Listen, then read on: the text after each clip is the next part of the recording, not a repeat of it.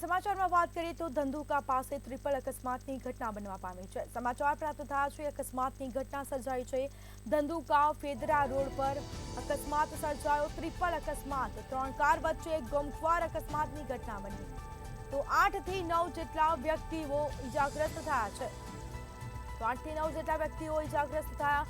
Dhandhuka RMS હોસ્પિટલમાં તમામ ઈજાગ્રસ્ત લોકોને સારવાર અર્થે લઈ જવામાં આવ્યા।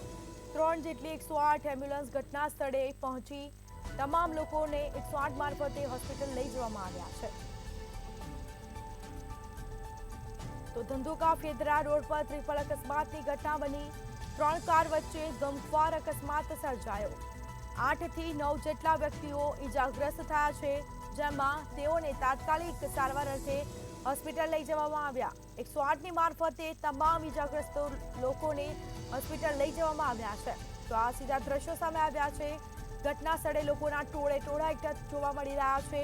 તો બીજી તરફ 108ને જાણ થતાં જ તાત્કાલિક ઘટના સ્થળે દોડી આવી હતી અને 108ની મારફતે તમામ ઈજાગ્રસ્તો છે ઘાયલ લોકોને સારવાર અર્થે હોસ્પિટલ લઈ જવામાં આવ્યા છે।